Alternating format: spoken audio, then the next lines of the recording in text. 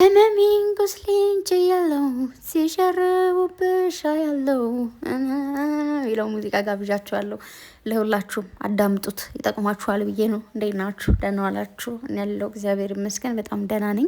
እናንተስ እንዴት ናችሁ? ደህና ናችሁ ወይ? ምን አዲስ ነገር አለ? ከኔ ጋር ምንም አዲስ ነገር የለም። ብሩኬም ዝም ብሏል፣ ቅምጥሌም ዝም ብላለች። ግን ናቲ እንትን አድርጎ ፖስቶ ነበረ የቅምጥሌን የብሩኬን ልጆቹን ልጁን ይዘው ማለት ነው። እንደዚህ የሚጣየን የኔ ቆንጆ ቅምጥሌም እንደዚህ አቅፋት ፈገግ እያሉ ሁለታቸው የሚጣም ቅምጥሌም ብሩኬ ደግሞ እንደዚህ ሳም እያደረጋት እንደዚሁ አቅፎ መጠዋልና መድኃኔዓለም አባቴ እንደው ቅዱስ ገብርኤል አባቴ ፍቅር ሰላሙን ሁልጊዜ አውርዶላችሁ መተሳሰቡን መተባበሩን መደጋገፉን አድሏችሁ ለዚህ ክብር ያብቃችሁ። ልጅ መውለድ ቀላል ነው እውነት ለመናገር ግን ልጅን በፍቅር እንደማሳደግና ልጅን ደግሞ የሚፈልገውን ባናደርግም የሚያስፈልገውን ነገር አድርጎ በተለይ ፍቅርን አላብሶ ማሳደግ ትልቅ ነገር ነውና ልጅ ወልዳችሁ ልጆቻችሁን የሆነ የፍቅር ማማ ዴስ ነው አሳይታችሁ እንድታሳድጉ እግዚአብሔር ይፍቀድላችሁ። የምሬን ነው። ዛሬ ላይ በጣም በብዙ ሁኔታ ላይ የምናየው ነገር አለ አይደለ? ሰዎች ተጋቡ ይባላል፣ ከዛ ተፋቱ፣ ከዛ ወለዱ ይባላል፣ ከዛ እንደዚህ አይነት ነገር ተፈጥሯል ምናምን የሚባለው እና ብዙ ጊዜ ሳናገባ አግቡ እንባላለን አይደለ? ከዛ ስታገቡ ደግሞ ውለዱ ነው የምትባሉት። ግን ሰው ቆም ብሎ ማያስበውና አንደርስታንድ ማያደርገው ነገር የሰው ልጅ አንድ ነገር ልንገራችሁ፣ ፍቅርና ገንዘብ የተያያዙ ነገሮች ናቸው። እንደውም የሆነ ፊልም የኢትዮጵያ ፊልም ማየት ካቆምኩ በጣም ረዥም ጊዜ ሆኖ የነበረ 6-5 ዓመት ሊሆነኝ ነው የነበረ ማለት ነው።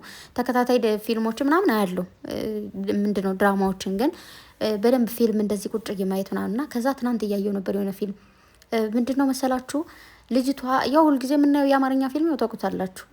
በጣም የሚወዳት የሚያፈቅራት ልጅ ታማበት፣ ግን እሷን ለማሳከም ገንዘብ ያስፈልገዋል ነው።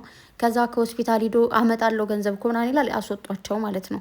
ያኔ በቃ ገንዘብ ከሌለ እሷ መቆየትም አትችልም ተብሎ ልጅቷም ትወጣለች። ገብታችኋል? ስለዚህ ገንዘብና ፍቅር የተያያዘ ነው ምላችሁ ምንድን ነው ይህ ፍቅር ካለ ይበቃል የሚባል ወይ ደግሞ ገንዘብ ካለ ፍቅር ያስፈልገ የሚባል ነገር የለውም። ገንዘብ ሲኖራችሁ ፍቅራችሁን ታድናላችሁ። ልክ ገንዘብ ከሌላችሁ አሁን ለምሳሌ የታመመ ሰው ወይ ደግሞ የሆነ ነገር የሚያስፈልገውን ነገር ላታደርጉ ትችላላችሁ። ገንዘብ ኖሯችሁ ደግሞ ፍቅር ከሌላችሁ ባዶ ናችሁ። ኦኬ። ስለዚህ ሁለቱም ያው ናቸው፣ የተያዙ ናቸው። ባለፈው የሆነ ጥያቄ ተጠይቆ እንደዛ አይነት ነገር መልሼ ነበረ ካስታውሳችሁ። ቅምጥሌና ብሩኬም የሆነ ጊዜ እርስ በርስ እየተጠያየቁ ነው የሆነ ቦታ አላውቅም፣ ብቻ እንደዚህ አይነት ነገር እየመለሱ ነበርና ሁለቶች የተያዙ ነገሮች ናቸው። ባጭሩ ገንዘብ ከሌለ አትበሉም አይደለ? ሳይበላ ደግሞ ፍቅር ባዶ ካልበላችሁ ደግሞ ማለት ነው በቃ እንዴት ነው ሳይበሉ መኖር አይቻልም ኦልሬዲ። ስለዚህ ፍቅርና ገንዘብ የተያያዙ ናቸው። ይሄ ለምን እንደዚህ ያልሽው ምናምን እንዳትሉ ቆም ብላችሁ አስቡ። ስለዚህ ምን ልላችሁ መሰላችሁ በዛው እንዲገባችሁ ነው። ብዙ ሰው አሁን ውለዱ ነው የሚለው ኢኮኖሚካሊ አያስብም።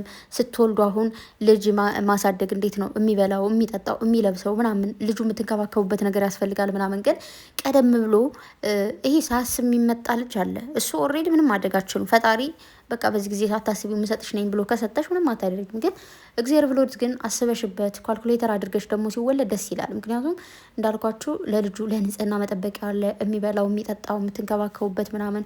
ከዛ ሰው ይጨመራል ደግሞ ነው ማለት እናንተ የሚያግዛችሁ ትጨምራላችሁ። የዛን ደግሞ አስቡት። ገንዘብ ልትከፍሉ ትችላላችሁ ለአጋዥ ለምታግዛችሁ እህት ምናምን ካላችሁ ችግር የለውም። የምትጠቀመውን ሌላ ነገር አድርጋችሁ የምን ገንዘብ ነው ትላታል። ግን ደግሞ በቃ ባጭሩ በጣም ብዙ እንትሮች ነው የሚበዙባችሁ ወጪዎች ማለት ነው። ስለዚህ ልጅ ለመውለድ ስታስቡ ወጪዎችን አስቡ። ሌሎቻችሁ ደግሞ ውለዱ የምትሉ ሰዎች ደግሞ አንደርስታንድ አድርጉ። ገንዘብ መጀመሪያ እንትን አድርጉ፣ ሴቭ አድርጉ። እንደው ገንዘቡን እንኳን ባትይዙ ሴቭ አደራርግ እወቁ። ኦኬ። ቢያንስ ልጃችሁ ከመጣ በኋላ ሴቪንግ ልትማሩ እና ማድረግ ካለባችሁ ማለት ነው። እና በጣም ብዙ ጊዜ ቁጭ ትናንትናና እያሰብኩ ነበር። ከዛ ዛሬ ደግሞ ይህንን ፎቶ ሳይ ምንድን ያሰብኩት አሁን ቅምጥሌና ብሩኬ በጣም ብዙ ጊዜ እኛ የምናስበው ምንድን ውለዱ ነው የምንለው። 4 ልጆች የታሉ ቶሎ እንዲትወልዱ እንፈልጋለን እንደዚህ ምናምን ነው የምንለው አይደለ? ግን እነሱ ደግሞ የትንሽ ትልቆች ናቸው ነው። አንዳንዴ በጣም ብዙዎቻችን የምንለው አባባል ወይ ደግሞ እኔ ራሴ የምለው ምንድነው እኔ የመጣሁበትን መንገድ ልጅ እንዲመጣ አልፈልግም ላለው ማለት ሁላችንም የመጣንበትን መንገድ ስለምናውቀው ብዙ ሰዎችም መንገዳቸው አሪፍ ሊሆን ይችላል። የመጡበት ያደጉበት አሁንም እየኖሩ ያሉበት ሲቹዌሽን አሪፍ ከሆነ ችግር የለውም።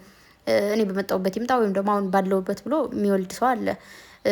ምንድነው የሚባለው ይሄ አሪፍ ቤተሰብ ጋር የተፈጠራችሁ ወይ ደግሞ አሁን ላይ ሲቹዌሽናቸው አሪፍ የሆነ ምናምን ለመውለድ ማትቸገሩ ሰዎች መውለድ እኮ ደስ ይላል። ሰላም አለው።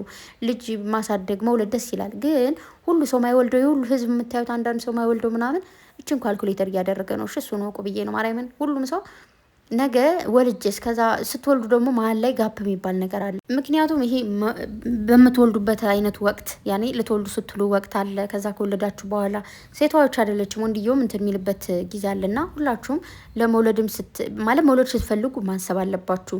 ምላችሁ ቅድም ብያችኋል። እንደ ሰው ይለያያል። የራሱ የሆነ በቃ እንዴት ነው እነሱ ባይሰሩ እንኳን የቤተሰብ የእናት የአባቶቻቸው ንብረት ልጅን ያሳድጋል ብለው የሚወልዱ ሰዎች ሊኖሩ ይችላሉ። እንደ እድል ሆኖ ማለት ነው። እንደ እድል ሆኖ እኮ አንዳንድ ሰዎች ሳይለፉ ሳይሉ በቃ ዝም ብለው ከቤተሰብ ወርሰው ተዋርሰው በቃ ሀብታም ናቸው። እንግዲህ እግዚአብሔር ትፍ ብሎ ሲፈጥራቸው እኛ ደግሞ ለፍታችሁ ነው ስንባል በጣም ብዙዎቻችን እንደዛ ነው። ስለዚህ ምን ላችሁ ፈልጌ ነው በአጭሩ ይሁን ሁሉ እያልኳችሁ ያለሁት እዚህ ጋር ቅምጥሌም ብሩኬም የጭቅጭቅ ቪዲዮ ወይ ደግሞ እንደዚህ የመጨቃጨቅ ሰውን የማስጨነቅ አይነት ቪዲዮ መስራት ፈልገው ሳይሆን ላይፍን ለመኖር ለማሻሻል ሲባል የሚደረግ የህይወት ውጣ ውረድ እንደሆነ እንድታስቡት ስለምፈልግ ነው። በዛ ላይ ደግሞ እዚህ ጋር ልጅ አቅፎ ሰ ቢወልዱና እንደዚህ ሆኖ ባይ ለዚህ ያብቃቸው ብዬ አሰብኩና ከዛ ግን ያው በጊዜው ይሆናል። ሁሉም በጊዜው ሲሆን ያምራል። የራሳቸውን ፕሮግራም ይኖራቸዋል። የራሳቸውን ፕሮሰስ አላቸው። ሁሉም ሰው እያንዳንዳችን ፕሮሰስ አለን ፕሮግራም አለን እና ለዛ ፕሮግራም እንዲያበቃቸው ጸሎቴ ነው። ያሰባችሁት ነገር ተሳክቶላችሁ የፈለጋችሁት ነገር ሆኖላችሁ ለዚህ እቅድና ለዚህ ፕሮግራም ለዚች ቀን እንደምትደርሱ አልጠራጠርም። ያን ደግሞ ያደርግላችሁ። ሁላችንም የምንመኘውን እግዚአብሔር ይስጠን። ያኔ ከኃጢአት በስተቀር ሁሉን ይፈጽምልን። እኛ ሰዎች አይደለን? አንዳንዴ እኮ መጥፎ ነገርም እናስባለን። እከሌ እንደዚህ አንድ ቦክስ ብለው ትላላችሁ አይደለ? እንደዛ ብለንም ልናስብ እንችላለን። ያንን አያሳካልን፣ ግን መልካሙን ነገር ያሳካልና ጨረቃዎቼ፣ የኔ ፈገግታዎች እንደዚህ በቃ እንዴት ነው ልጃችሁ እንደዚህ የተቀባበላችሁ ልጅ እንደዚህ በቃ አንዴ ከእናቷ አንደ ካፓፍታ ምናምን እያለች ወይ ደግሞ እያለ እንድና እግዚአብሔር ይፍቀድልን። ስለዚህ ምን ልላችሁ ነው ባጭሩ ይህንን ነገር ሳናይ ምንም መፋታትም መጣላትም መለያየት የሚባል ነገር የለም። መቼም ደግሞ አይለያዩም። ሁላችንም ከጎናቸው ሁነን አይዟችሁ በርቱ ማለት አለብን። ገና ደግሞ ጩጮዎች ናቸው። እኔ ራሱ በደም ይበልጣቸዋለሁ። በነገራችሁ ላይ ገና ትንሽዬዎች ናቸው። ስለዚህ ምክር ያስፈልጋቸዋል። የምክር አገልግሎት ትንሽ ቆንጠር እያደረግን ብንሰጣችሁ በተለይ ፍቅርን ያሳለፋችሁ ትዳር ላይ ያላችሁ ሰዎች ምናምን ብትነግሯቸው። እኔ አሁን ለምሳሌ እኔ ስለ ፍቅር ብነግራቸው ከእነሱ በፊት ነው ፍቅርን የጀመርኩትና አውቀዋለሁ ትላላችሁ። እና ለማንኛውም ምክር ነው የሚያስፈልጋቸው። እነሱ የልጅ አዋቂ ናቸው ለመናገር ግዴታ ይሄ ከሰው ምክር የሚጠብቁ አይደሉም። ግን አንዳንዴ ብዙ ምክር ተመክረው ትንሽዬ ምክር ሊወስዱ ይችላሉ ብዬ ስለማስብ ነው። በተረፈ ለዚህ ክብር ያብቃቸው። እቅዳቸውን ፕሮግራማቸውን ካሳኩ በኋላ ማለት ነው። ለዚህ ክብር ደግሞ ይበቃሉ። እስከዛ በትዕግስትና በተስፋ ጠብቁ። ቤተሰብ ምንም ተስፋ መቁረጥ የሚባል ነገር የለም። ወዳችኋለሁ። መልካም ምሽት ይሁንላችሁ። ባባይ